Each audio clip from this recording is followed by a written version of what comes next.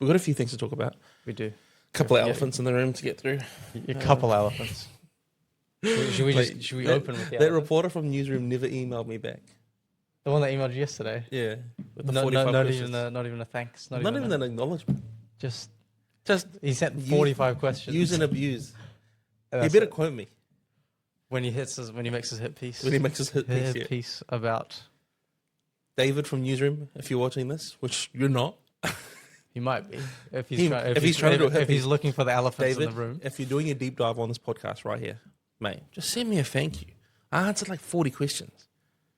I think Nathan deserves at least an acknowledgement. I thought that was good. That was a good email. Right, that was good answers. That was a great email. Wow.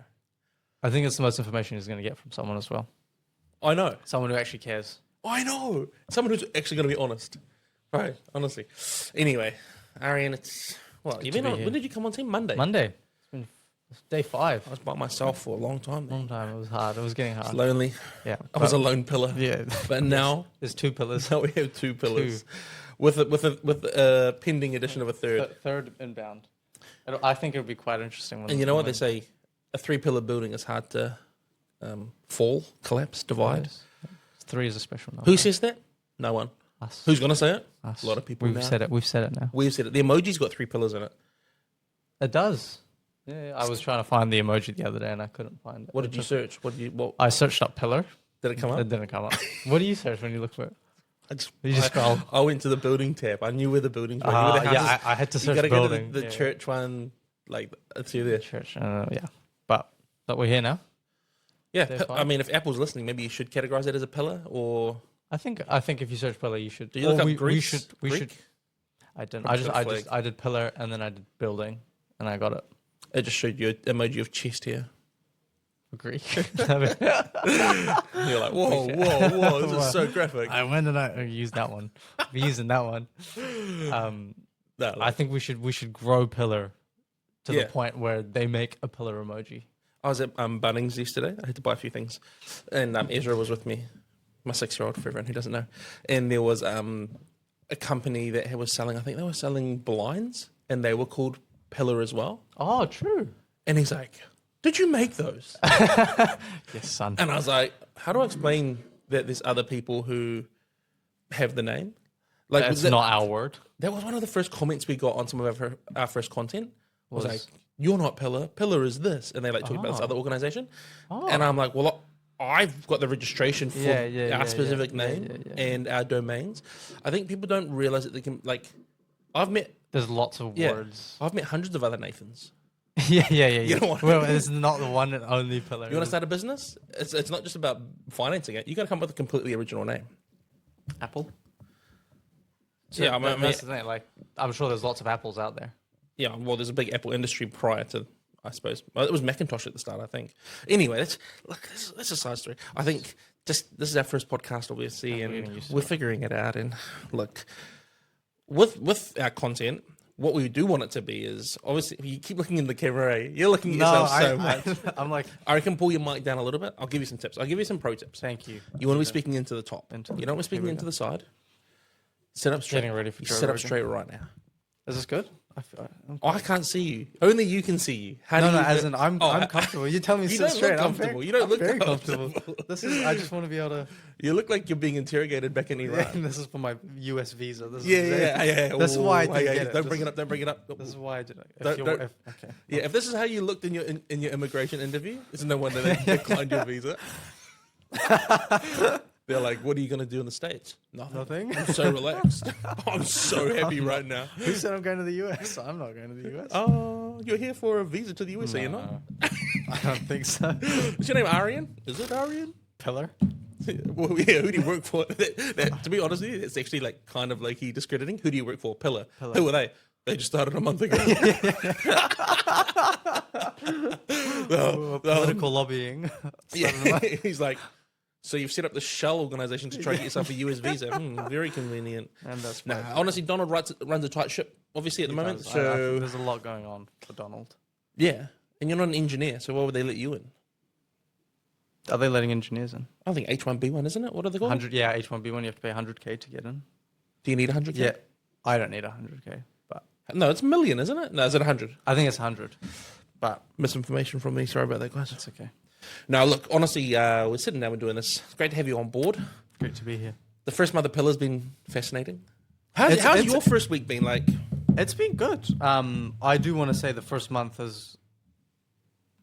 I think you've done a powerful job in the first month. You've kicked it off. Please. We've hit 1,000 followers on Instagram, which is which is incredible. 1,300, but 1,000. No, yeah, If you want to understand me, that's fine. No, that's fine. No. I said you're trying to barter with me. yeah.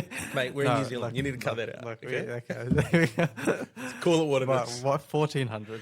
1,400 inbound. Nearly. Don't oversell us. Nearly 13. Okay, we're very accurate information is very important. We believe in us. accuracy, transparency here at Pillar, yes. and I don't appreciate you sharing misinformation with the listeners. This is the second time you've used the word misinformation, and yeah, it's actually a trigger. No, that Kate Hanna's out of a job. Word. Now that Kate Hanna's out of a job, someone's got to keep an eye on it. Okay, someone's got now that Kate Hanna is on the job seeker, someone's got to do it. Someone's got to do it. Okay, thank you for taking public that service, mate. Public service. You're doing a big service, and that's why we've grown to 1,300 in the space of 3-4 weeks. Hey, that's just one platform as well. You should see our TikTok. Yeah, exactly.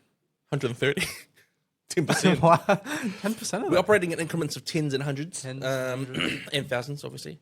But no, continue. Sorry. But no. I just want to say it's a testament to the great work that's been happening and the focus that I think we're bringing onto a lot of issues that the civil liberties market actually isn't talking about to the same extent, or at least with the same focus. Yeah. A lot. Well, I mean, I remember the first time I sat down with you to talk about Pillar, and you said.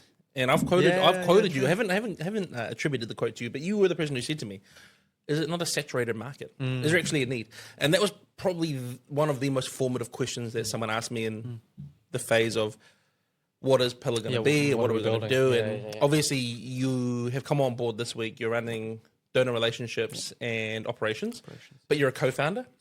You've been part of all those formative discussions. You've been a big part of helping bring Pillar to life.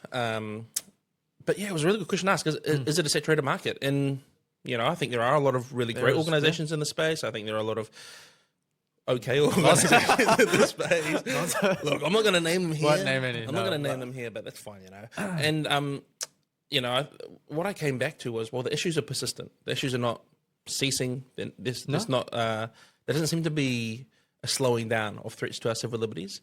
So why not bring in your organization in and why not try to contribute to the fight for freedom? And when I traveled around and spoke to people and sort of talked about Pillar and talked to donors and supporters and just people in the foyer at church, they all said that sounds amazing. Sounds like a great idea. Yeah. So no, it's it has been cool to commentate on some different issues, right?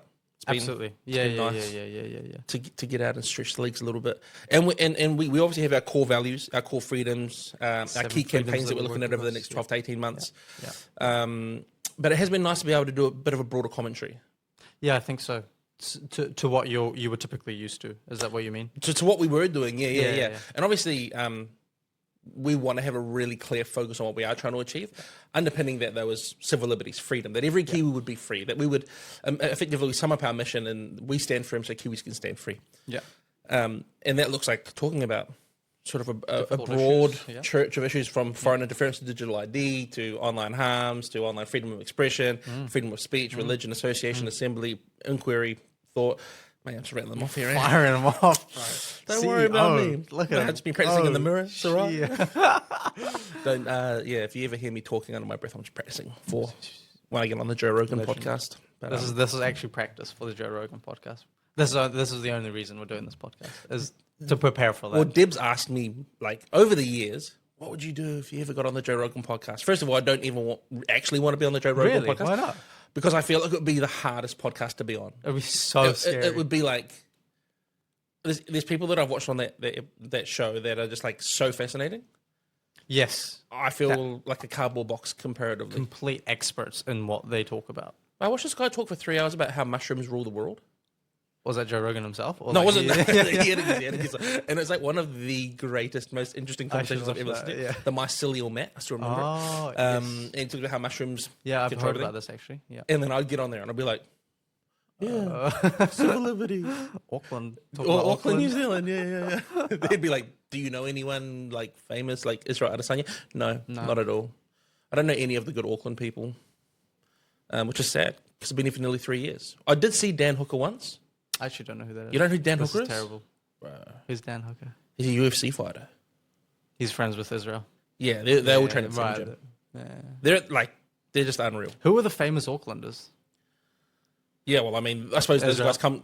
Yeah, Israel, Dan Hooker, those guys come to mind. The Blues, I suppose, depending on how much you like rugby. The Warriors. I did see one of the Warriors at the mall the other day. Good time. Didn't say hi to him. Didn't know his name. Don't actually follow the league. Yeah, right.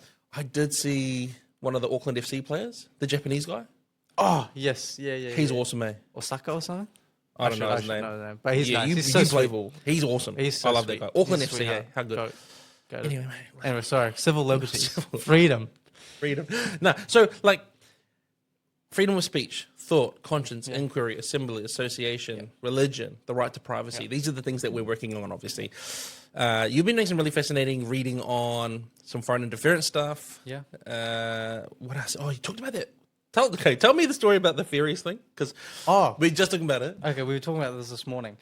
So essentially, I think everyone knows that the government's buying ships for the Cook Strait to transport people and cars and things to go between the South Island and North Island.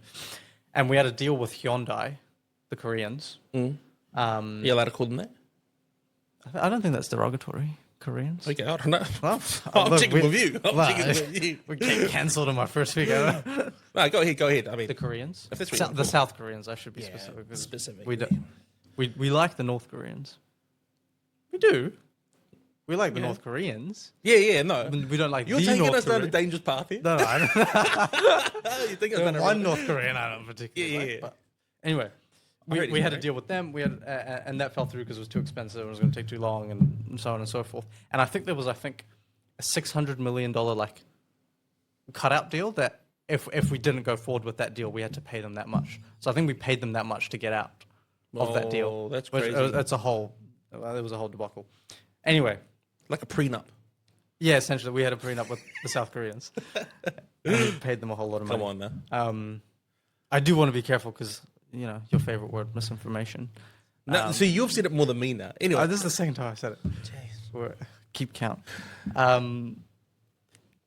Anyway, we've gone out. I feel like every time you hit the table, it's going to be on the audio. You reckon? You keep hitting the table. I'm a very aggressive, man. No, you know what? Do what you want, brother. Freedom. This is it. If you want to hit the table, hit the table. Okay, I'll hit the table quietly. This table it's from IKEA, so it's not. It's not a fancy table. I bought it online. So Wow. but IKEA is opening down the road soon. But anyway, wait. tell us about The Chinese. Yeah, so we're getting boats from essentially China now. so now we've gone out and we've done a tender process and we're getting our boats from China and China's building them and bringing them here.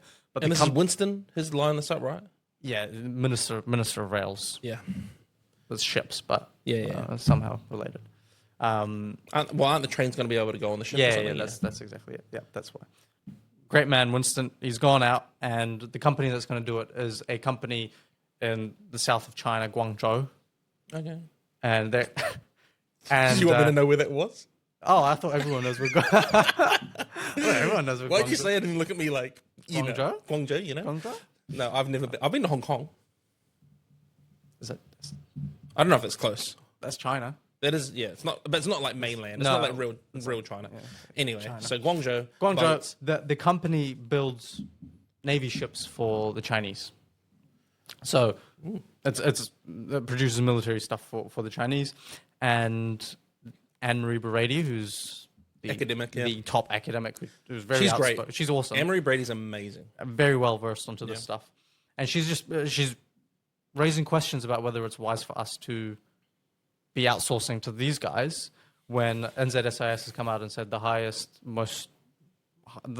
risk of espionage is from the CCP in China. Yeah. From spies and foreign interference. That's our number one threat. Yeah. And Did you see their report? They're like, yeah, it's China. Yeah. And they said that, and then the Chinese embassy came out, and they were like, how do you say that about us?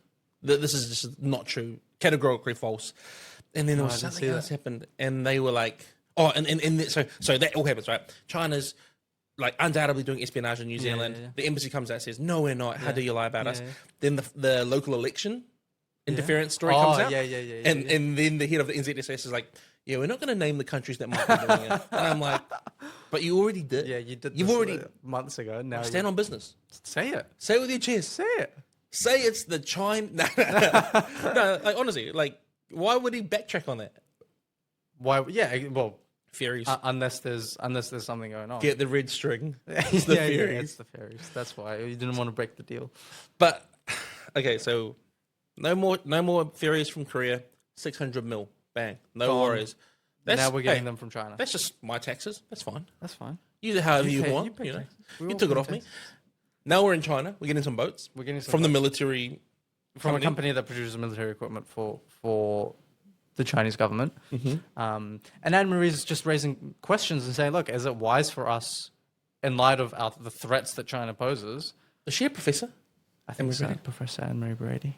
I don't Professor Brady. Professor. Yeah, I don't know. I just don't want to say. I don't want people to think that we're on a first name basis with her. No, not at all. No, certainly. I've never. I wish we were. I'd love to have her on the podcast. Actually, Anne Marie, we'd love. I would. We'd love to. Can I just want to say it now. We'd love to have you on the podcast. Yeah, and maybe this can be the intro for when we do have her on the podcast. Yeah, we can. She'd be great. Imagine her and Nick.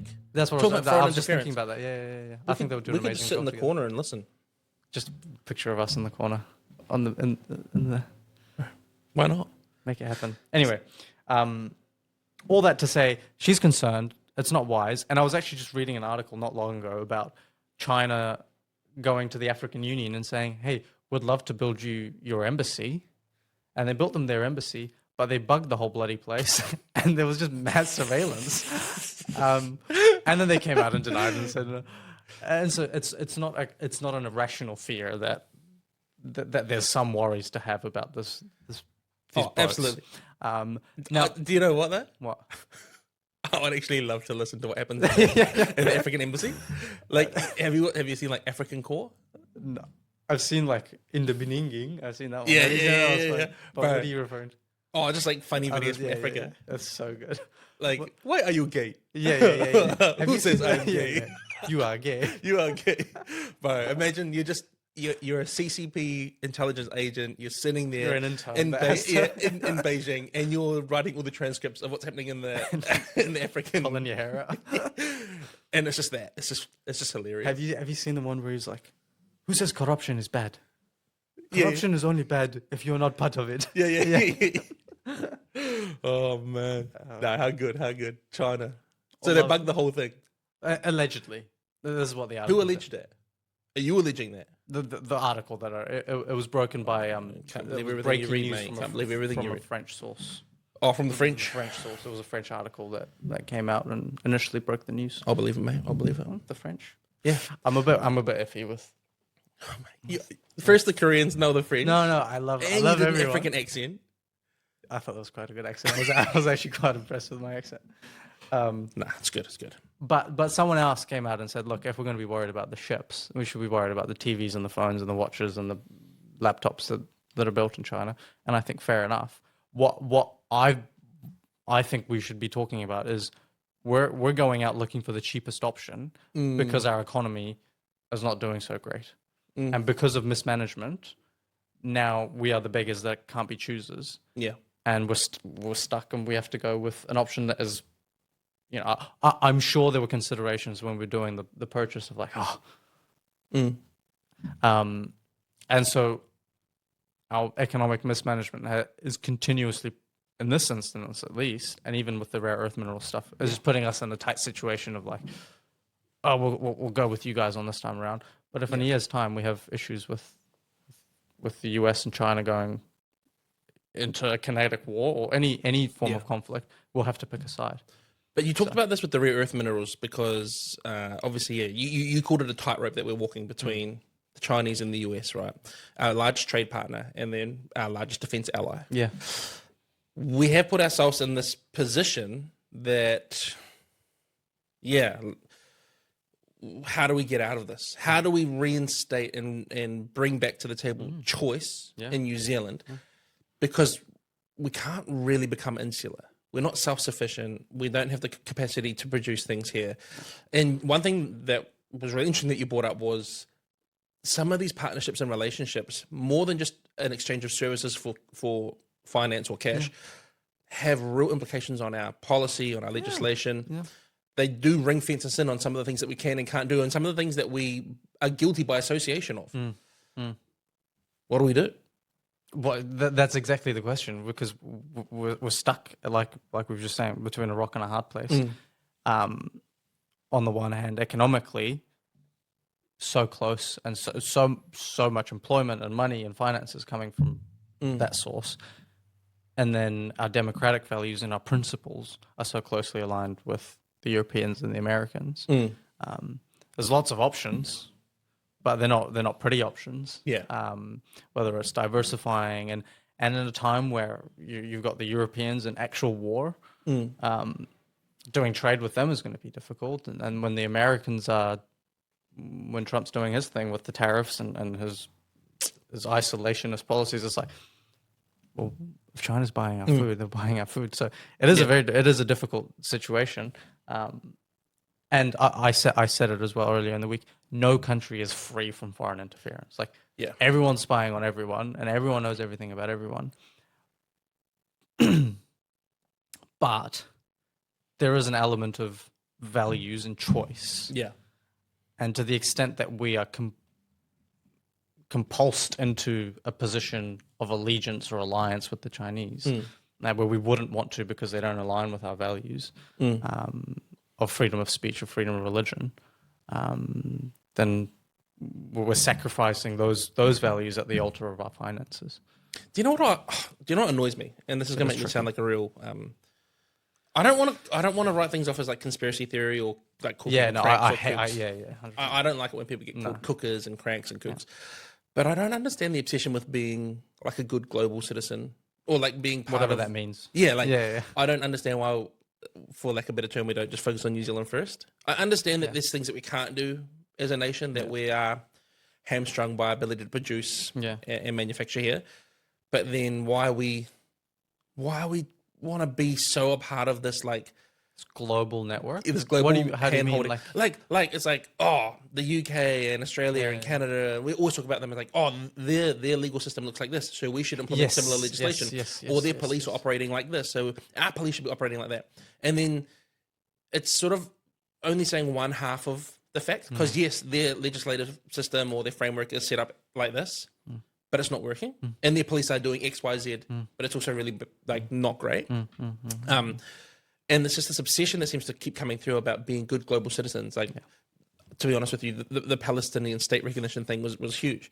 I think what New Zealand did, what Winston Peters did, was the right thing. Proud to be, that was awesome. It was, no one could have done it better than him. I know there's a lot of criticism towards Luxon for not doing it, but you know, I'm sorry, but Winston was the right man. To make the statesman of New Zealand to do that. Yeah. But like, for what purpose would we have acknowledged the Palestinian state? What difference would it have made? Well, exactly. And then we literally get a ceasefire that comes through Trump, and there's no recognition from the Greens, the Pāti Māori, or any of the pro-Palestinian protesters. I even saw a story from Arian, and it was titled, "Why We Shouldn't Thank Trump for the Ceasefire." Oh, God. Bro, what are these guys doing? It's like always complaining about something. Yeah. They always find something to complain about. I saw the Babylon Bee did a story where they said, Greta Thunberg asks if anyone else needs a flotilla. Bro, I've never heard of a flotilla before. No, until about 6 months ago. I don't even know what that word, I still don't know what that means. Do you know what I love? And we will do this, our word of the weeks. Ah, yes. But I love tracking what words are popular with like specific groups and political leanings. Yeah. Abhorrent was really heavily used over the last 6 months. Oh, interesting. I have heard it actually. Yeah. Well, it's it's like I'm showing my ignorance. Abhorrent means like you wouldn't understand. Yeah, I wouldn't. Because you don't. I'm a foreigner. Because you don't. I don't care. I'm so careless. You need to pull your head out of the sand. I do. And you need to care. Why did you say sand? Because that's right. Listen here, okay? Don't you dare. That's abhorrent what you've just done. That is absolutely. I'm gonna send you on a flotilla. Okay. So sorry, we got sidetracked. We're having too flotilla, much fun. Global citizenship. Yeah, I just don't get it. Why do we care? Like, we have the highest quality of products that we can produce globally. Like, there's no 100%. one doing better meat than us. No one doing better, Better dairy. meat. Like, even our tech and space our sector. tech is amazing. We're literally, we're down the road right now from Rocket Labs, right? Rocket Lab. Yep, 100%. We should go see them. do a podcast with Rocket Lab. I know a guy who works there. Oh, it's true. Yeah, he's in my jiu-jitsu class. Oh, sick. Yeah, he's awesome. Wow. I found out yesterday I wouldn't be allowed to work there because of my my Iranian. Okay, let's take a brief side step here. Let's address the elephant in the room. What is the elephant? Which elephant? Well, you're Iranian, obviously. That's not the elephant. We know that. No. Your eyebrows give it away. Yeah, thank you. It is true. It's true. Yeah. And anyway, don't look at them. Don't look at them. Don't look at them. Now. You were planning to go to the States. Yes. At the end of this year, which is amazing. And you've been to the UK 3 times this year. Been to the UK, been to France. You've been to France. You've been all over the place. Although, to be honest, going into the UK, did you enter through the legal port? Or I did actually. I went through you didn't? Well, I wasn't part of the community. You went through the gate. I went through the real gate. You used a passport. I used my New Zealand passport. Yeah. Yeah, nice. Because I wouldn't be surprised. What makes you? Why wouldn't you? Military age man, just on his own. Yeah. I think. Look, it is very tempting. I'm just reading because it's so easy. It's incredibly easy. But you know how we can fix UK? that? You know how we can fix that? Digital ID. Whoa! Yeah, I know. Whoa! I know you haven't thought about it, but You know what? actually Have all the information about me. Take all the information about my life. Control everything. Seriously, And if I say anything you disagree with, turn off my bank account. That'd be really good. I will. No, so you're trying to get this visa. Yeah. Because you're a dual citizen. You moved to New Zealand when you were 8, right? Yeah. You've been in New Zealand since you were 8. You're 15 years ago. 23 now? Yeah, it's 15 years I've been. When are you 24? Next year. Yeah. So 23 now. Yeah. Fresh Mate, 23. Yeah. When I was 23, I was married with a kid. What are you doing? Were you actually? Yeah. What are you doing? Flap. I didn't go to I'm university. filming a bloody podcast. To be fair, I didn't go to university. That's okay. No, anyway. So you have this interview. They don't give you the visa because of your dual citizenship, and you've been to Iran in the last 12 months, right? Yeah. To visit your dad, who still lives in Iran. Yeah. You made this video for the Pillar page where you're like, "Hey, I'm Arian. I'm from Iran," and I think your words were, "Iran is a beautiful country with beautiful people, beautiful food, but it wouldn't be in anyone's top 10 of most democratic and free countries." I don't think that's a hot take. I think that's that's not controversial at all. Not at all. But some of the comments were really good. Yes. Some people who obviously it's just like, this is one thing that I've learned with Pillar. No matter what you say or how clearly you say it, people have selective hearing. Yeah, absolutely. I put out this whole video, like outlining the Candace Owens issue. Candace Owens is the hook. Yeah. She's not really the issue, though. No, we're not talking about it. No one cares about Canada. We care about government overreach, state control over who can come into the country, what information you can access, and what opinions can release to. Yeah. And I'm saying all of this right now. It's quite ironic because I'm saying all of this to say no one actually listens. No one actually cares what you are saying, and they'll just comment. They'll be like, so then people are like, "Yeah, long live Iran." Yeah, it is like so like that. Right? I was like laughing so hard. But I'll be honest, our following over the next 2 days after that video like spiked. Yeah, true. A lot of Iranian, Middle Eastern people. I think there's a big community of people who care a lot about these issues. Well, people who came to New Zealand for exactly the same purposes that you and your mum brought you and your sister here, right? Yeah. For an opportunity to live in a free and democratic nation. You can say what you want and you can believe what you want, and that's why, like I said in that video, that's why it's so blaringly obvious to me how awesome it is what we have here in New Zealand, because I know people who don't have that. Elsewhere. Like I it's not like a part of history for me or like a book I've read. It's like, no, I've been there. I've seen it. You know, you wrote that blast in the middle of the week, and you talked in the opening. You say like, I grew up in Iran, and you make it very clear you're from Iran, and you talk about polling booths. Yeah. Did you see this comment? No. And so you go, when you've seen where polling booths are rigged, a hollow symbol of democracy or something, or memory of someone commented and goes, "You're alleging that our elections are rigged. Where's your source? Where's your citation?" Like, because they thought that you were saying New Zealand's election was rigged. Okay, I don't think. That's not. I thought it was pretty clear. I think most people understood what I was talking about. Yeah. I think if you continued reading, exactly. past that bracket, I think this is what I mean. People don't listen. The comments that we've been getting are so funny. I love it. I love reading them. Do you know the one that is really getting me the most? Which one? Tell us who funds you. Who's paying for you? Who's paying for this? Brother, not you. George Soros. George Soros. George Soros just looked and was like, I'm going to fund this Iranian Samoan guy to do civil liberties at the bottom of the world. Liberties, yeah. No, it's so funny because firstly, I just don't know where people get this entitlement from. That So they're I like, know we should know everything everything. about everything. Let me make it super clear. But even happy to. Well, let's talk about it. Let's talk about who funds us.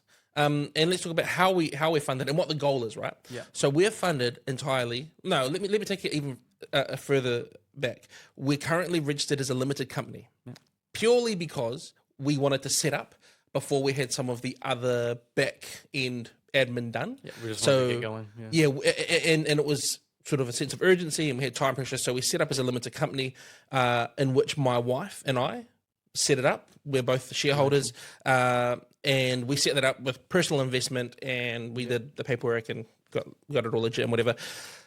What we did second to that was we had a written constitution that we both signed and handed in through our legal team. Yeah. That says that we are, a limited company set up for solely charitable purposes, and that we would be accountable and answerable to a board, which is in formation. We've approached a handful of people, and at the moment we have an in-place board that is operational, but we would love to have a more formal board, official, with some really some really respected individuals across a number of different academic and professional spaces. So that's what Pillar is currently. We're an LTD. We have a constitution that outlines exactly our charitable purpose and establishment, and we have a board that's in formation. Secondary to that, who funds us? Right now, and for the foreseeable future, 100% grassroots donors. We are a company at present, but we hope to be an organisation that is fully funded by grassroots donors, by people in New Zealand who believe in the work that we're doing. And that's the big thing. Don't give money. No one should make a donation to Pillar on the basis that you don't believe in the work we're doing. We're not hat in hand asking for donations. We think that hard work will bring the result, that people will invest in good work, and we want to actually get some wins on the board. And we understand that that's going to take a bit of time. So that's why we've put personal investment in, as long as a handful of grassroots donors so far that have enabled us to get going. But we're not out here with $1 trillion or unlimited funding. Or government or taxpayer funding. None of that. My mum's not paying out of the party purse. If you know what I mean. You been keeping up with that story? Have you been keeping up with that story? No, okay, we'll talk about that later. Is this Te Pāti Māori? Yeah. No, of course I So we don't have anyone bringing us any taxpayer money. But have I explained that well? I think that was very clear. Grassroots funded. There's not much to explain other than the fact that it's people who believe in the work, who have a vision for New Zealand. Yeah. And to be honest, lots of people have lots of different visions for New Zealand, and they're putting their money to it. Yeah. There are groups who, frankly, oppose the mission of Pillar, for example. There's lots of civil liberties groups who are civil anti-liberty groups. And they're funded by people who believe that vision. Yeah. And you know what? Good for them. Yeah. They have every right to do that work. And we have people who believe in this vision and want to see it. Well, yeah. So that's our setup. That's how we're funded. That's, in terms of who those individuals who have given us money are, all of this information will be released at the end of the financial year alongside our annual report, where we show our income, our spending, all those things. You can see exactly what we've done with the money. But we've been going for a month. So when people who are like, we'll release it now, that's just, it's Why? It's not best practice. Yeah, no. It's not possible, really, unless I just screenshot a bunch of bank statements and send them to you. Second of all, who are you? Where are you? You're writing from your auntie's basement in Timaru. Yeah. You know what I mean? Beautiful place, Timaru. Bro, I love Timaru.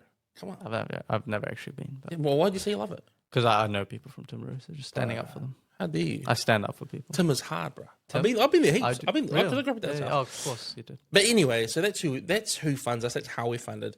Are there going to be opportunities in the future to get funding from other freedom organisations? Potentially. But we haven't applied for any. We haven't sought any out. Will we ever take a cent of government money? No. I laughed when the last election, when National came in, and all these NGOs were like, we're shutting down. I'm like, because the government... What happened to the NGO? Yeah. Are you an NGO? Or are you... Are you a GO? Yeah, you're a GO, mate. No, and that's the thing. It's like, how can you, in good faith, call yourself an NGO when you take state money or government money? It's or taxpayer money, I should say, because the government just uses our taxes. But yeah, so that answers that question. So everyone who keeps asking who funds you, show us who funds you. First and foremost, we plan to. Transparency is one of our core values. You could fund us. Yeah, why don't you fund us? Yeah. In fact, we had a very generous donation of $2 coming yesterday from one Arian Tashikori. I did. I was testing the system. Well, you're testing the system, yeah. No, actually, I really believe in the work. That's what it was. Yeah, come on now, come on now. I want to see freedom advanced in New Zealand. Wow, that's powerful. Thank you, man. That's really powerful. This is why I'm here. Can we cue some music for this moment? Yeah, please. No, so that answers that question. Next question is the other elephant that we should address. Sorry, Please. touch feet there. You got shoes on? Oh, you took your shoes off. Yeah, Middle Eastern. Can't have shoes in the house. Do you want me to put my shoes on for the No, podcast? no, it's fine. I That's can fine. put my shoes on. I've got my shoes on. Great. But I just, I'm sorry. I don't know why I care. Second elephant in the room. Aren't you guys from the Free Speech Union? That has been asked, to be fair. A lot. Yeah. And what that tells me is people are curious. People are interested Are and interested? following, actually. I obviously worked for the Free Speech Union for close to 3 years. You were there for 18 months. 18 months. A year and Nice. a half. Nice. And we loved it, right? We enjoyed Amazing. So good. it. Free Speech Union, great time. Incredible team, incredible job. Yeah, Yeah, learned a lot. Seriously, yeah.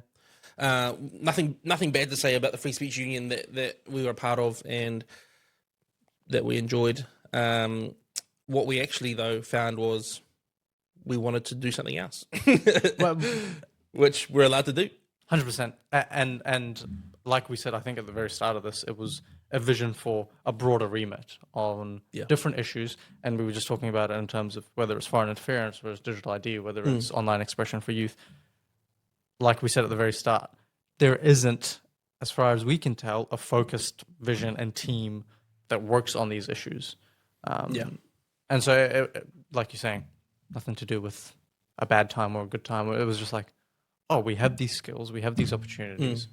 Let's go out and maintain this freedom. Yeah. Yeah. Yeah, it's been weird where people are like, oh, this is just the Something's FSU. going on. Yeah, or conspiracy, or this is Hobson's Pledge, or this is Taxpayers Union. People love conspiracies, man. Whenever I look at these people's pages, because I like to look. Yeah, I'm gonna, of course, same. Yeah, I'm going to be honest. I love reading comments. Yeah, yeah. I it's do same. not It's care so in the good. slightest. No. Like, people will say some stuff. I don't care.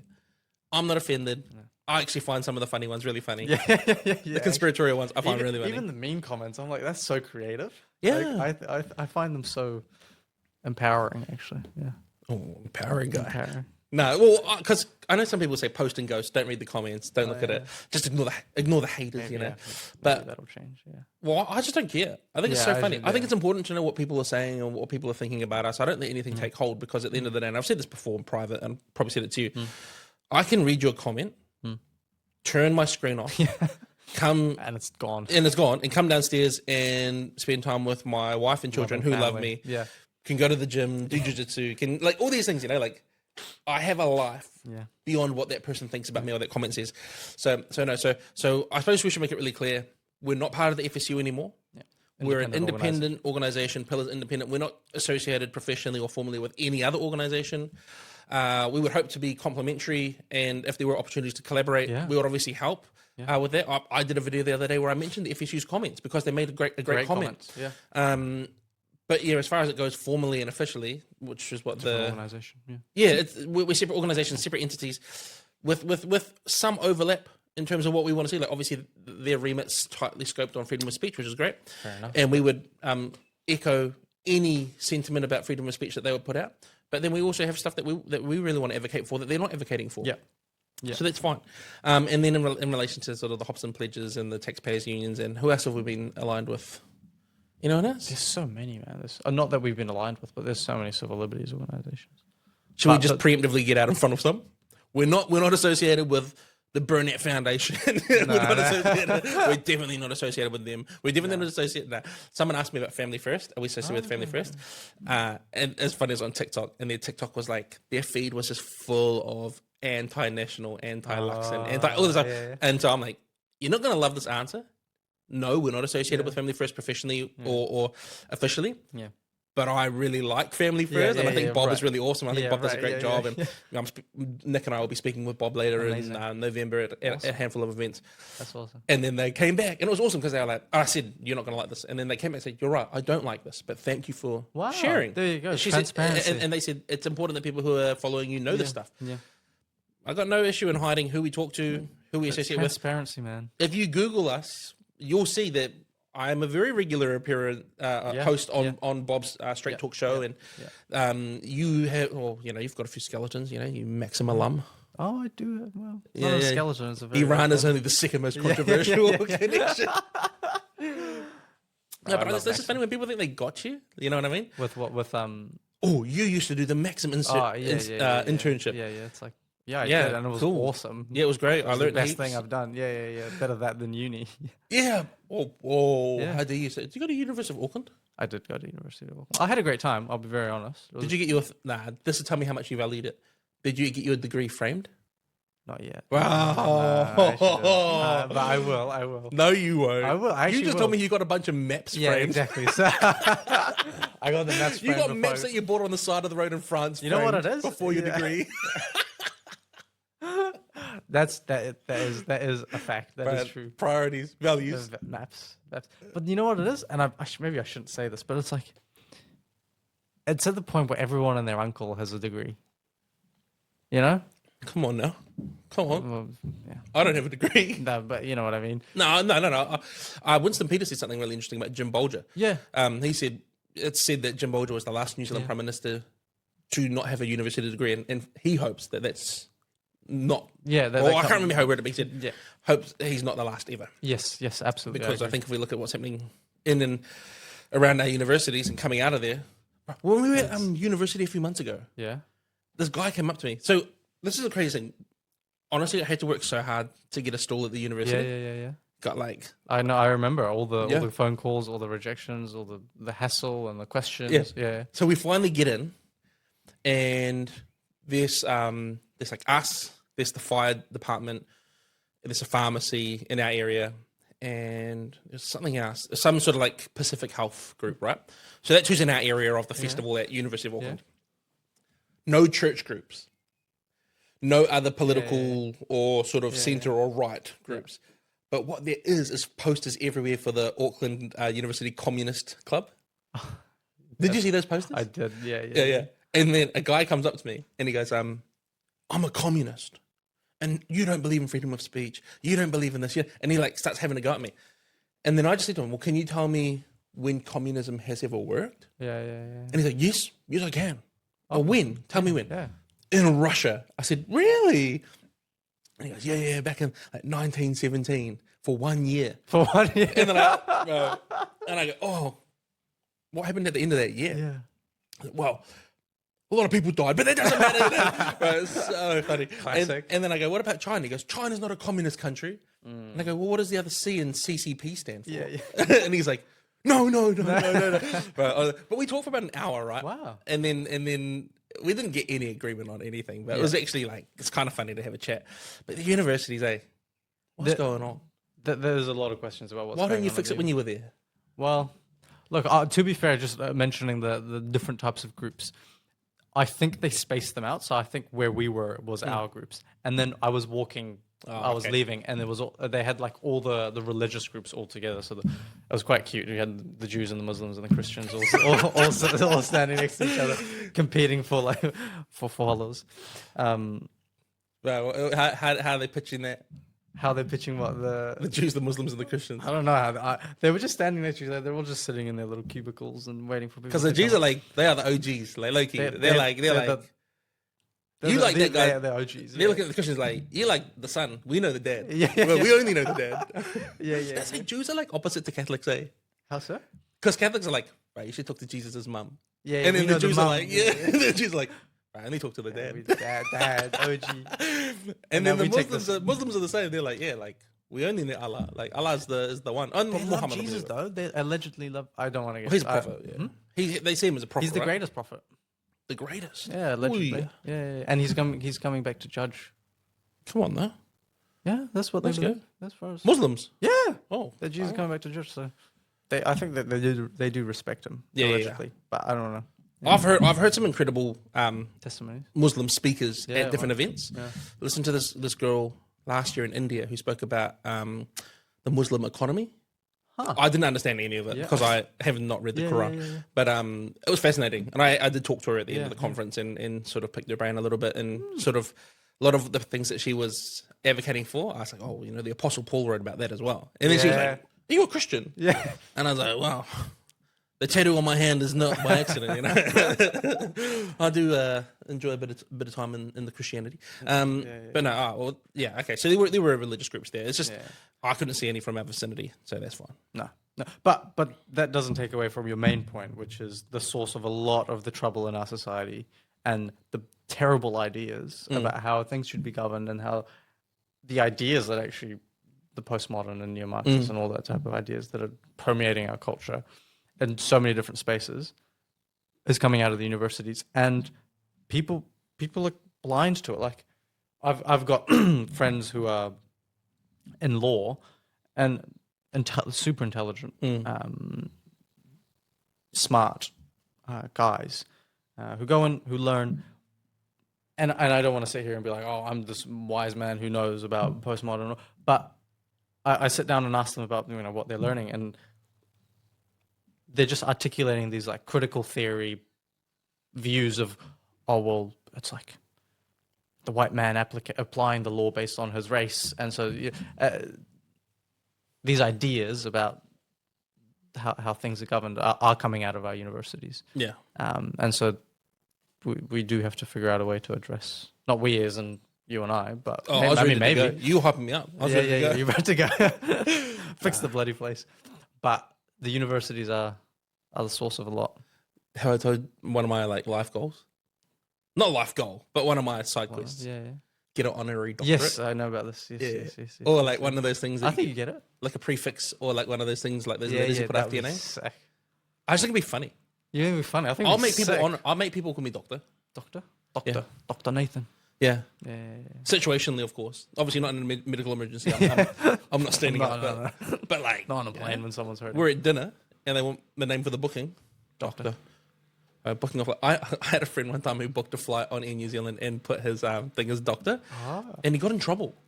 I don't know how they knew. They asked him. Are you actually a doctor? Yeah, are you a doctor? And then he was like, no, that's my dishwasher for anyone who can hear that beeping. It beeps quite a lot. I won't make that joke. Yeah. That's terrible. Honestly, you're going to get us in trouble on this podcast because you've already come for them. You've already come for all the Koreans. African accent. Talked about Islam. Listen, we're quite deep into this podcast, and I don't know if we've actually outlined why we're doing this. Why and what we're trying to achieve. So with Pillar, obviously, we're a civil liberties outfit. We want to do a great job, but we actually think that we want people to see what it's actually like in the space and what we're doing to advocate for things and campaign for things.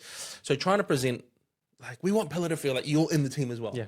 So the podcast is probably going to be a mixture of this, and then we'll hopefully have on some amazing guests, academics. We've already got a few people in mind that we want to approach. Once Nick's back, it'll definitely get a lot more serious because he'll keep us in line, Nick, I can't wait for everyone to talk to Nick and to see Nick as well. Love Nick. Nick is awesome. He's so smart. He's so smart. Like, he makes smart people look not smart. Not smart. Like us. Have you ever seen The Longest Yard? No. Right, that's a classic movie. Yeah. They talk about this guy's fight. He's so fast. He makes fast people look not fast. No. I should watch that. It's an Adam Sandler movie. Great guy. Great guy. We love Adam Sandler. Yeah. But yeah, we want this to be... I just feel like the space is so sterile. Like, it's so academic. It's so intellectual. It's so... like impersonal, and a lot of these guys are amazing when they're not on camera, when they're just having a coffee or a beer, or absolutely. But then the second the red light switches on, it's like, oh, my analytical, and I love that too. Don't get me wrong, I think it's important that we have like sort of academia well represented in intellectual personalities. But I just think that civil liberties affect everyday Kiwis, and everyday Kiwis should have something accessible, and everyday Kiwis should be able to see what is happening. So while we commentate and campaign and advocate, and that's the thing, we've got campaigns, right? We should talk about that next. Yeah. We want you to feel like it's something that's tangible, digestible, understandable, audibles, Istanbul. Pause. And we want you to feel like it's something that you can actually engage in and be a part of. Yeah, it's not like boring talk with your relatives at Christmas, and it's also not like, oh, right, you're moving the cameras, man. Come on. No, it's fine. Fidgety. But anyway, does that make sense? It makes so much sense. Yeah. And I've been thinking about this. I'll be interested to hear your thoughts. Yeah. Just about the idea of transparency and authenticity. I think even talking about the number of civil liberties and organizations that have just propped up in the last maybe 10, 15 years. And we hear this in the social commentary that there's a decline in trust in our typical institutions, right? Yeah. People increasingly don't trust our normal institutions, whether it's government organizations or just your normal news or things to that effect. There's not a lot of trust. And I think what's happened is where people's trust has declined in those institutions, they're looking for answers elsewhere. Yeah. And so there's new places for these answers to be found in the civil liberties space. And so I think that's why this is happening, is because people are looking for answers in places where they do actually trust people. Because it's not smoke and mirrors. It's Arian and Nathan. And they just told me where like the money comes from. It's like, there's no conspiracy. It's straight to the point. Yeah. And I'm not saying people completely distrust our institutions, but it's at an all-time low. Where those institutions have failed, people are finding answers or looking for answers elsewhere. And so we want to tap into that transparency. And, Totally agree. Authenticity. Well, we should talk about what we do work-wise. Campaigns. Cases. A little voice break there. So did you notice that? I didn't. Did you? I'm actually 30 now, so shouldn't be going through puberty, but late bloomer. No, so we have our 4 work streams, or our 4 sort of pots. Yeah. Some people like to call them. The pots. We've got Stand, Yep. which is where we help people through legal battles, employment disputes. We have Shift, which is where we lobby and campaign. Yep. We were in Parliament earlier this month talking about the social media ban proposals. We have Speak, which is our commentary and content, which is at the moment probably our strongest work stream, while we get our Stand and Shift work streams up and running. Yeah. And then we have Strengthen, which I'm really excited about, and what Nick will do a lot of work in, which is empowering communities through education. That'll be like events. I'm very excited. Yeah, community meetings. Be awesome to run like a once a month professionals catch up, or I shouldn't call it a professionals catch up, Just catch up. Just a catch up. Boys. Just people who are interested in civil liberties and freedom. Yeah. Like if you're interested and you're in Auckland, come have a drink. And if you're not in Auckland, let us know where you are. We'll do one in your area. Yeah. Like we'll get someone in your area to host it. We'll build a community across the nation. But yeah, so we've got our Stand, our Shift, our Speak, and our Strengthen work streams. And if you want to know more about those, you can obviously look at our website. Then we have our core values. So we want to be moderate, credible, principled. We want to be transparent, and we want to operate with integrity. So those are sort of our underpinning and guiding principles. And then we obviously have the freedoms that we protect, which you can check our core freedoms. They're pinned at the top of our Instagram, or you can check them on our website as well. nzpillar.com. nzpillar.com, yeah. Good to mention the website, nzpillar.com. Instagram @pillar_NZ. Every social, we're pillar_NZ. Pillar_NZ. Yeah. And then we haven't said it. This is crazy that we're saying this far into the podcast, but Pillar obviously stands for 2 different things. Oh, yes.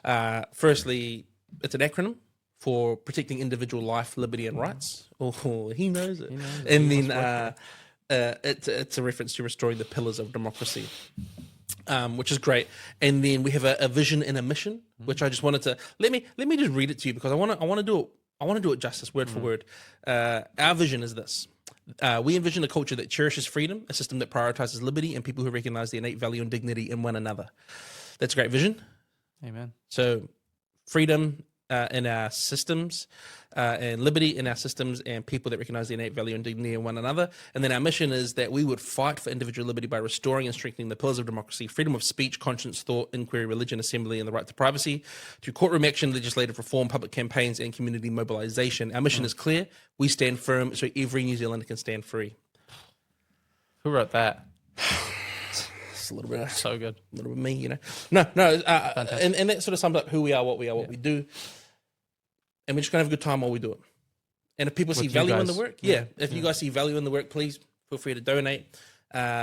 We are looking to do more than just donations. We're looking to offer memberships. We're looking to offer products that you can purchase, and merchandise, and we might even do giveaways. Mate, we're gonna do giveaways in our podcast. We're gonna So next time you see stay me, I'm not tuned. gonna be drinking out of this Be a this pillar cup. that you could have. potentially. Although I do want to shout out my favorite coffee company, Supreme. You know they do a subscription. Get coffee. Get it delivered every fortnight. I used to get it weekly, but I was just getting so much coffee. I was giving it away. I wasn't drinking it fast enough. Wow, it's a nice coffee. It's really You good. should tell the mates. New Zealand coffee. Wow, the Yeah. Supreme. Yeah, it's really good. It's really good. Okay. Stock it at supermarkets now as well, we which is go. nice. This is not an ad. We're not funded by Coffee. We're not, no. as far as I know. They get me through the day, though. Yeah, yeah. They really get me through the day. No, so that's Pillar. That's who we are. That's what we do. You're Arian, I'm Nathan. Nick is coming on board soon. Actually, Nick will Very be, excited. when you guys are watching this, Nick will have sent you an email. True. His first email under the Pillar branding, which is cool. And yeah, I'm excited, eh? I'm just keen to get stuck in, to have fun, to make a difference. We really want to challenge 4 things in the next 12 to 18 months, or campaign and shift things over the next 12 months. Do you know them? Yeah. First of all, is the foreign. Well, Let's go one for one. Let's go bar for bar. Let's go one for one. You go first. In no particular order. First of all, dealing with foreign interference in New Zealand. Oh, okay.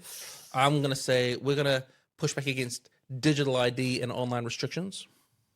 Very good. I'm going to go with the 2026 election as one of our campaigns, and making sure we advocate for policies that protect and promote freedom. Yeah, I did too. I put 2 together. Low key. Digital ID and surveillance is probably a better way to describe it. But then online freedom, expression, and restrictions. So things like the under 16 ban. Yeah. So those are our 4. We've got foreign interference. We've got digital ID and surveillance. We've got the 2026 election, and we've got online freedom, expression, access. Now the 2026 election, we probably should unpackage that a little bit. Yeah. Rather than just saying we're campaigning for the 2026. because we're not running for seats in Parliament. No. We're also not advocating for any particular or specific political party. No. What we want to do, and what we are going to do throughout the 2026 election, is obviously keep an eye on policies that are being platformed, promises that are being made, and just drawing the correlation between what that promise is and how it affects your actual individual civil liberty freedoms. There's always going to be things that come through a political campaign that are just said to try and win over votes. Especially if you are one of the major parties, you try to win a lot of those sort of swing voters or indecisive voters. But, I would not be surprised if things like harsher online regulations were promised. Wouldn't be surprised if amendments to the hate speech and hate crimes legislation was promised as well. I mean, Paul Goldsmith in particular has said no. But I wouldn't be surprised if there is a hunger out there from a certain group of people. I wouldn't be surprised Small group of people. If the opposition led with some proposed amendments to that legislation. Anything that you're thinking about? No, exactly, and I think there can be some very complementary approaches to the way we do things. 100%. We don't. I don't like the idea of us being these anti. Like, I don't think we're going to be these anti-establishment pushback fight. Speak for yourself. Exactly. But we're actually here to promote positive values, positive engagement in democracy, right? Yeah, exactly. You wrote that these parties will benefit from. Yeah. You wrote an amazing piece on Wednesday about our relationship to democracy, right? And just why there seemed to be such low voter turnout at the local elections. You said something in there that really caught my attention around it's not an issue about engagement. It wasn't. I think I said it's not a problem with something. It's not a problem of value. It's a problem of value, not a problem of how easy accessibility. So people say, we just need to make it easier to vote. It's like, no, to be honest, it's actually quite easy to vote. You just tick the boxes and you go and to say, it's too hard. It's like, is 5 minutes of your time too hard for bloody democracy? Like, because I know people who didn't vote. But how do you feel about the proposed? Oh, not the proposed. How do you feel about the change in voter registration for the big election, like the national election? Because you have to register 2 weeks ahead of time now, and people are saying you can't register on the day. You can't register on the day, and they're saying it's because it speeds up the process of counting the votes if you're registered ahead of time. And I can see that. David Seymour's on the record saying, if you really care about democracy and the vote, why is registering 2 weeks ahead of time annoying? What do you like? Do you think that's I fair? think? Or do you think that that's a burden and a hurdle? On like a pure principle thing of like everyone should be able to vote whenever they want, I can see the argument of like, well, you should be able to register on the day and things. But I think it's a policy measure, and I don't think it actually restricts your right to vote. Like if you're overseas, you can still sign up. So I don't want to, I'm not an expert on this at all, but whatever you say now will be on the record forever. Will be on record, and I'll hold policy, you to it. and I will get cancelled, which is fine. I'm just like, you can vote, you can still vote, you can still sign up to vote, you can do it 3 weeks before the election, you can do it a month. I think it might encourage people to be more intentional, and active. Have I ever told you about the first time I voted? No, what happened? So I didn't grow up in a political family, really. Yeah, right. Like, we didn't talk about politics at home, and my parents are sort of just working class people, like great people. They're not bothered about politics, though. Their main concern when we were growing up was, do we have enough money to pay the bills? Yeah, fair enough. And as it is for most families, right? Yeah. So when I was 19, I started dating my wife. Good or 20, I might have been 20, but 19 or 20, I started dating my wife, Deb. And her family is quite politically engaged, right. Yeah, and super onto it, and it was like a culture shock when I stuff with their family, and it was all talking about oil in the Middle East and America. And so I was like, whoa. Anyway, I was at work. I used to be a barber, and I was working Saturdays, and it was election voting day, right? Yeah. And she picked me up from work because she's like, oh, we'll go and we'll get some afternoon tea and whatever because Saturday was a short day. Anyway, we're driving, and then she just pulls up to the voting place. So vote. And she's like, you have to go in and vote. Oh, love it. And I was like, that's so good. No, I don't care. She's like, no, go in and vote. Wow. So then she forces me out of the car. And obviously, like, you're not allowed to take someone in with you to the booth or whatever. So she had already voted. So she waited in the car. She's like, go in and vote. Yeah. And I was like, oh, who even cares? Like, this is such a waste of time. And I go in there, and it was in the school hall in Dunedin. Yeah. And I like walked in, and I sort of like, oh, what a waste of time. And I get into the booth, and I get given my slip.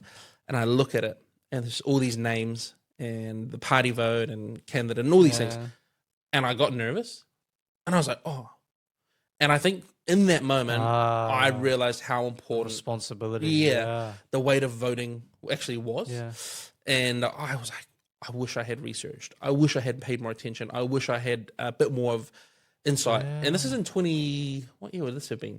2016 maybe, or 2017? Just in this. Yeah. So I voted national, mainly because I remember thinking, I think that's who my dad votes for. Nice. And I was like, I'll just do that. But I remember feeling embarrassed. Yeah. I remember feeling like kind of ashamed that I hadn't paid more attention. Yeah, right. But I it also hit you in that moment. But I remember it so clearly to today because it sort of was my awakening to how important it was as an adult as well. Like I was 19 to be involved and engaged in democracy and policy, even if it didn't matter to me. Like all I cared about was rugby or work or church and things like that. So I'm super grateful. Yeah, that day Deb took me and she's like, awesome. Go in and vote.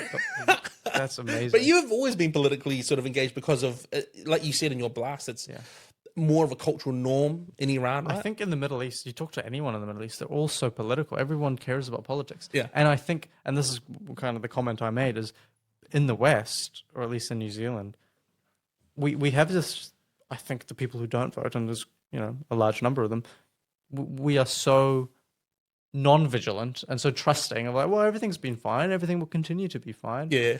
I'm just getting on with my life. And you know what? Fair enough. It's been going on for a while and it's been going on pretty well. Yeah. So just leave it to it. But the comment that I made, and it's not my comment, but others have made it as well, it's the moment you stop engaging, the very people who hate the very thing you're enjoying will be engaging. Yeah. Even just on a numbers basis. It's like, not everyone likes this. Yeah. Of course, not everyone will like this. And they will engage. And then maybe it will become too late to engage. And I think what's happened in the Middle East is people have lost, to a large extent, their democratic engagement, real democratic, to vote and to be part of their democracy. And so now they just talk about it at family gatherings because that's the only time you can actually feel engaged and rather than actually being able to live your life. So if you just go out and do your 10 minutes of voting, you just get on with the rest of your life. Honestly. So yeah, just on your first comment of what do I think about not being able to vote on the same day, I'm still not sure whether, I don't know. I'd like to. But maybe I do like the fact that maybe I don't like the fact that you can't vote on. Maybe people should be able to vote. I don't know. Yeah. What do you think? Because your first time voting was my that, first time right? voting was on the day. Yeah, like I Yeah, went on maybe the I day. take it back. I don't know. Yeah. I fully understand the sentiment behind it. I fully understand that, if you want to be part of democracy and if you want to be a responsible citizen, you should be organized enough to vote. But I also understand that 18-year-old, 19-year-old boys are irresponsible, not that engaged. And yeah, different people care about different things. Yeah, I can take it or leave it. But having been a recipient of, or a beneficiary, never been a beneficiary, but having been a beneficiary of that right or that ability to vote on the day, changed the way I approach voting. Hugely. So yeah, maybe there's an argument. It's Act Day. Who's putting this forward? Is it Act? I think it was Seymour. Oh, I mean, it's the government, but Yeah. I think it was Seymour's policy. Actually, I think you should be able to vote on the same day. Oh, you probably don't believe in closed borders either. Huh? I believe in very radical closed borders. And as long as they give me a visa into the US, I'm very open for closed borders. Just fly to Mexico. Walk over. Yeah, I was thinking, should I have asked the visa, the interview? What if I go to Mexico and just cross the border? But I don't think that would have helped my case. They're like, do we have another stamp other than the red stamp that's already on his file? Yeah. Do we have a black stamp that we can put on this guy's file? He was like, oh, we're gonna hold your passport. Yeah. He's like, yeah, we're gonna hold your New Zealand passport, or your Iranian one? Both of them. I was like, sorry, what? He's like, yeah, we'll just hold on to it until we figure out what we were gonna do with this. So we can sell 40 copies of them on the dark web. Like, what are you on about? I was like, give me my bloody passport. He gave it back. So you threatened him. That's probably why I didn't get Yeah. it. I didn't actually say, give me my bloody passport. I said, oh, sir, could I have my passport, please? And he said, yeah. That's so funny. But I thought, give me my bloody passport. I thought it. Freedom of thought. Let's go. Freedom of thought, yeah. Freedom of speech, though? You didn't want to say it? No. Respectful. Being respectful. Yeah. I don't think at a personal level you can restrict your own speech. Oh, come on now. Self-control. Self-control. Life and death in the power of the tongue. Oh, wow. That'll preach. He's a reader. It's impossible to tame the tongue, apparently, according to the Proverbs. Proverbs, yeah. The power of life and death in your tongue. Yeah, I've already said that, mate. Each copying me. Yeah. This is all I do. No. Oh, Arian, my friend. Arian. Arian, honestly, it's, mate, this week's been so awesome to have you on board. Fantastic to be here. And Excited. Looking forward to what we're going to do for Pillar. I hope people enjoy what we're doing. If you are enjoying the content we're creating, as much as we're enjoying making it. Yeah. And if you want to support us in our upcoming campaigns, look, should we talk about the police surveillance campaign? I think you would be. We'll put that out today. Across that. Yeah. So if you would support us, we're going to be writing to the Minister for Police, the Chief of Police, and the Chief Privacy Officer, just to get some clarity around how digital surveillance is being used with our number plates, facial recognition technology in our big retailers, how those records are being stored, how they're being accessed, what is the rate of error. There's a little bit of data out there, but we want to know more, and we also want to be making sure that Kiwis' voices are heard when it comes to consenting to some of these surveillance tactics and methods, because it is, in my view, hugely infringing on the right to privacy. They can track number plates up to 60 days. Wow. So when they scan your number plate, they scan every number plate effectively. Yeah. And then it'll keep a record of where you were for up to 60 days. So say a crime happens, which is what their example is at the moment, they can trace it back. But they also used it, I think it's like almost 250,000 times they've used the system this year. And there's no way that many crimes have happened. You know what I mean? Yeah, right. In the system, you only have to have a police email login to get in. So anyone. So over 8,500 officers can access your number plate. Can access the system that can tell you stuff about people's number plates. Oh. Like I think my mate can do that. Well, we've done a few videos about it, and we should link those or share those again. But what effectively it means is anyone with a police login can access the system. The police did an internal review that revealed that their controls on the system were too loose. Oh, they themselves said it's too loose. They're like, let's check this out. Yeah, we're doing a horrible job. And then they're like, close the book. And then they're like, we should do better. And then they're like, so are you doing better? Like someone asked them, so are you doing better? Like, no. And then when they got pressed in court, they're like, yeah, we're not even looking into it. And they refused to release OIA material to RNZ. Okay. So anyway, we'll be writing to the police. Well, we're going to write to the police, support us in that. Sign our, we'll do a petition and share our letter. That'll be out by the time you're listening to this. If you've made it this far into the podcast, maybe we'll clip that part. Who knows? But yeah, that's our big campaign that we're taking on soon. And then there'll be something around foreign interference that we'll be kicking off soon as well. But stay posted. Can I ask a devil's advocate question? Yeah, Am I allowed to of ask course. questions on this podcast? Yeah. Go ahead. How is that different to like VTNZ having our number plates? No, exactly. Yeah, right. So VTNZ even is in the news today. Oh, are they? They've given out over 100. They I think it's something like $90,000 worth of fines a month at the moment. $90,000 worth of fines. Was it 90 or was it 900? It was on. That's a lot. Either way, the Herald shared it this morning. I think it was 900. Here we go. Herald. Hold. Hold, fire. please. Hold, please. You made it this far. I think you can wait 20 seconds. Nah, it's 900. 900, bro, a month. 900 in fines. So that's $1 million a month. Nearly $1 million a month. Who's driving that fast?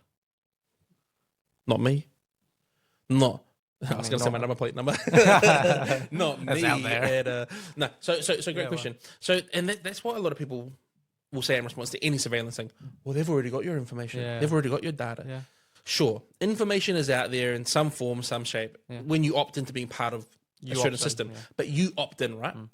What is not happening with the police surveillance is it's not opt-in. So people will say, oh, Meta, Facebook, Instagram, they have all your Instagram. They have all your information. Yes, I willingly gave it to them. Yeah. But what I do not want to do is, and they're also not the government. So if they stop me from using Facebook and Meta, okay. But if the government now stops me using my bank account or takes my license off me so I can't drive my car legally, that's a whole different story. So VTNZ, sure, you have to register your car. They've got it. But the VTNZ as well, they're doing... their database is not used to pursue people. Yeah, they're doing their own thing. Yeah. And anyway, I see what I mean. Does it satisfy That's you? fantastic. You hate it? Fantastic. You critic? No, that's fantastic. This is the transparency that people were wanting, and we're giving it to them. See, this is the cabinet in government in real time, asking questions, debating one another. I don't know. I've never been up there. Come on in, give us a wire. Nah, I can't. I love everyone. Okay. I do. Yeah, no, great. It's good. It's good. It's good. Just when you say it like that, makes it seem like I implied you didn't. No. I never said you didn't love everyone. Thank you. I do love everyone. Yeah, good. Come on now. Come on. All right, mate. I feel like we've talked a lot. We've talked for a while, but if you, why don't you do a sign off? Do a sign off thing. What, a sign off? Do a sign off. Make one up on the spot. Organic. Go. Play some music for them. Look in the camera and say something to the people. I'm just taking it slow. I think people like a slow sign off. Go, hurry Look, up. thank you all for listening. It's been fantastic. Well, don't yell at them. Don't yell at them. And do the microphone at your... They need to wake up. They're falling asleep. They're listening to this before they sleep. Look, it's been awesome being here with you guys. We look forward to doing more of this. We'll have guests on. We'll have Nick on, which we're both very excited to have on. We love Nick. This is a Nick fan club. Matua Nick. Matua Nick. See, anyway. Thank you all. We love you so much. Stay in touch, stay in tune, and there's more to come. Thank you.